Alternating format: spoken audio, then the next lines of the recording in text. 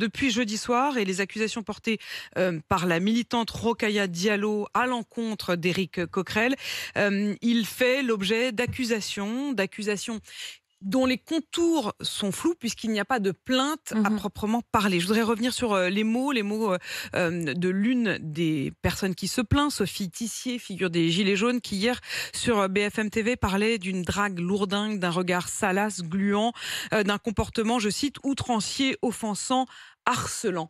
Y a-t-il matière à entraîner la démission, une affaire, ou est-ce que vous considérez que ce témoignage ne doit pas aller jusque-là? En fait, je pense qu'il faut garder une forme de proportionnalité dans les faits qui sont énoncés.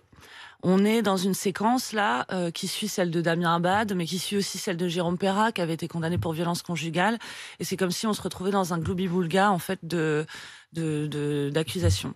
Néanmoins, il est quand même nécessaire de toujours. Enfin, moi, je voudrais rappeler à Sophie Tissier que je la crois et que en fait, on est dans dans ces situations-là, on est dans une forme de déséquilibre où c'est toujours parole contre parole. J'ai entendu qu'il niait fortement les faits qui lui étaient reprochés. Absolument.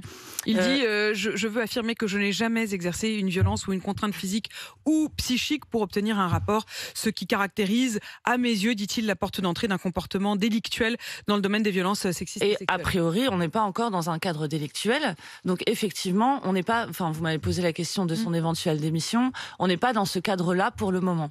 C'est très différent de Damien Abad pour le coup, où on est sur des accusations de viol et où il y a eu des plaintes qui ont été déposées. Donc il faut rappeler un peu le contexte. Attention, effectivement, à ne pas tout mélanger. Oui, mais il y a quand même quelque chose qui aurait dû être pris en considération quand Rokhaya Diallo, par exemple, dit qu'il y avait des rumeurs à LFI et qu'elles auraient dû être traitées. Je pense qu'elle a raison, dans le sens où il faut on est tous en train de tâtonner face à ces questions. C'est-à-dire que MeToo a posé la lumière sur un phénomène qui existe depuis très longtemps et qui nécessite en fait qu'on réfléchisse collectivement à la meilleure façon de les aborder.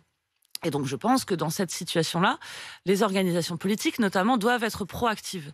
C'est-à-dire que LFI aurait dû, sachant qu'il y avait effectivement des rumeurs, se dire bon. D'ailleurs, lui-même le reconnaît. Bien sûr, Éric il le Coquerel dit, je lui-même sais. dit ça fait des années qu'il y a des rumeurs Bien sur mon sûr, compte. et d'ailleurs, je pense que c'est pas très agréable pour lui, et c'est assez agréable pour personne. Et à ce moment-là, Finalement, lui-même aurait eu intérêt à ce que mais son cas l'organisation soit politique doit traité faire son travail. C'est-à-dire qu'on ne peut pas après dire ah ben voilà, il a été élu président de la commission des finances et donc ça tombe maintenant. Il faut arrêter sur ce champ lexical de la cabale qui est en train de monter là. Et là, moi, je trouve ça inacceptable parce que pour le coup, ça dessert le combat politique des féministes. Quand vous dites champ lexical de la cabale, parce qu'on va revenir sur le traitement au sein d'LFI et la question de la cellule qui traite ces questions-là à LFI. Mais quand vous dites cabale, j'imagine que vous faites référence aussi au tweet de Jean-Luc Mélenchon. Je le cite, hier soir, Jean-Luc Mélenchon dit Jean-Luc Mélenchon hier dit qu'il refuse en effet de s'exprimer sur ces affaires, qu'il y a une véritable cabale. Il parle d'anciens ou d'anciennes militantes qui aujourd'hui,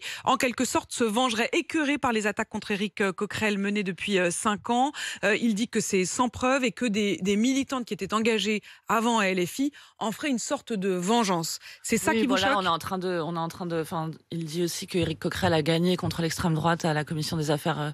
À la commission des finances, c'est comme s'il y avait un héros une sorte d'excuse. Non, c'est pas ça. C'est comme si on dressait un héros qui était en train d'être mis à mal par des femmes qui témoignent. Ça dénote juste une petite méconnaissance, je pense, de ce genre de phénomène. C'est-à-dire qu'en fait, très souvent, c'est lors d'éléments déclencheurs que les femmes prennent la parole. C'est quand elles se disent, bah là, ça va trop loin.